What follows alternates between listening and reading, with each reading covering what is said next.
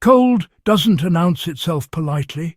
It creeps in, quiet, ruthless, and by the time frostbite makes itself known, the damage has already started. Here's the part most people don't know. Long before electric heaters, chemical warmers, or insulated synthetics, people learned how to fight frostbite using nothing more than soap and cloth.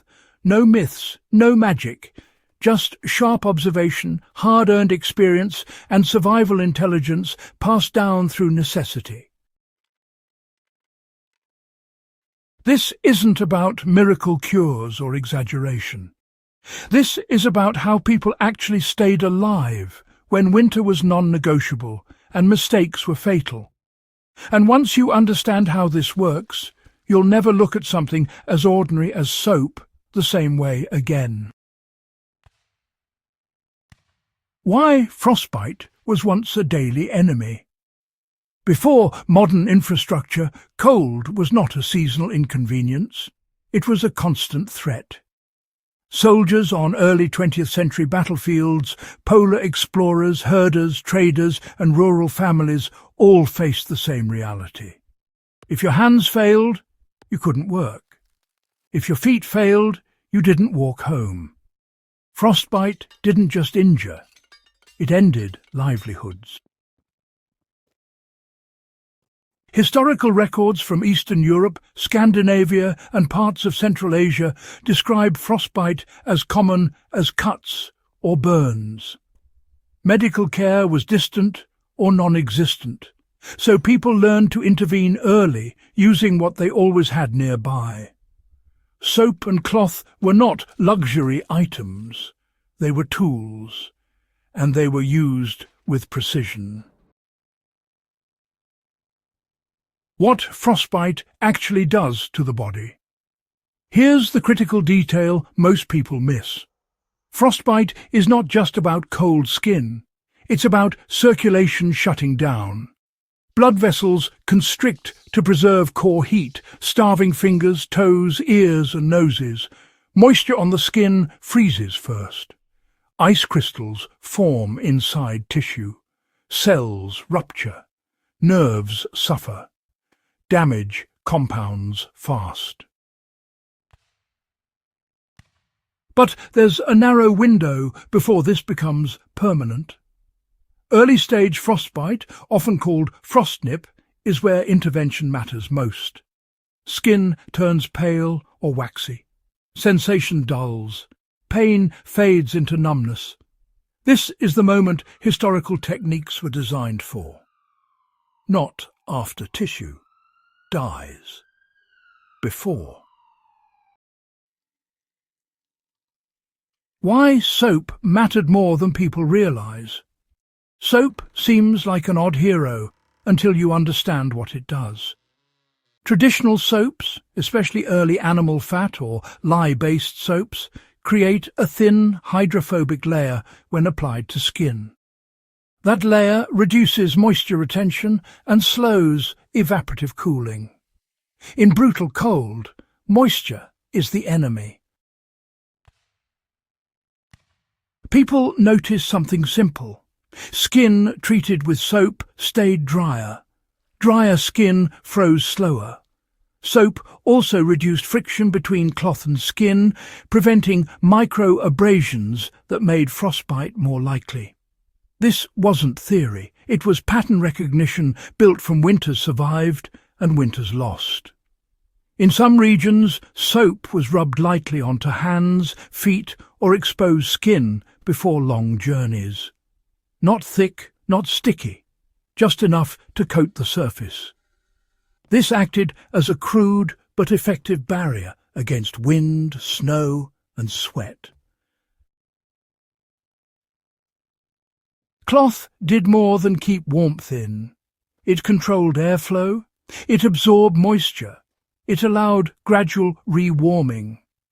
Wool, linen, and tightly woven cotton were preferred not because they were comfortable, but because they behaved predictably in cold. When frostbite threatened, dry cloth was used first. Always dry. Damp fabric could destroy tissue. Historical accounts emphasize replacing wet wrappings immediately. The cloth wasn't wrapped tight. Compression restricted blood flow. Instead, it was layered loosely, trapping warm air while allowing circulation to return. This wasn't rushed. Sudden heat was avoided. Fires were dangerous. Rapid rewarming could cause severe pain and, well, even deeper injury. Cloth allowed slow, controlled recovery. When early frostbite signs appeared, the first step was shelter from wind. Always. Wind accelerated heat loss faster than temperature alone. Then the skin was gently dried. No rubbing with snow. That idea came much later and honestly caused damage. A thin layer of soap was applied to the affected area. Not scrubbing, not massaging aggressively, just coating. This reduced surface moisture and created insulation at the skin level. Then clean, dry cloth was wrapped loosely around the area, layer by layer. The person stayed still. Movement pulled heat away. Hands were placed under clothing near the body core. Feet were elevated slightly to reduce swelling. Time did the rest. Blood flow returned gradually. Sensation followed. Pain meant circulation was coming back. That pain was expected. This method didn't reverse severe frostbite. It prevented mild cases from becoming catastrophic. That distinction mattered. Nobody spoke of vasodilation or evaporative heat loss in the 19th century, but people observed outcomes. They saw which hands healed and which blackened. Soap reduced cracking. Cloth stabilized temperature. Combined, they bought time. Military manuals from the early 20th century advised keeping skin clean, dry, and lightly protected with oils or soaps in extreme cold. Civilian traditions mirrored this advice independently. Different cultures. Same conclusion. This wasn't folklore. It was field-tested survival logic. This is important. Soap and cloth were never used on frozen, hardened tissue that had already lost blood supply completely. Deep frostbite required medical care, amputation, or long-term treatment. Historical people knew this. They respected the limits. The method was preventative and early stage. That's why it mattered so much. It turned near misses into survivable outcomes. It kept hands working, feet walking, lives moving forward. Here's the interesting part. Modern gear fails. Batteries die. Gloves get soaked. Emergency situations don't wait for ideal conditions. Understanding how basic materials interact with the body gives you options when technology disappears. Soap reduces moisture.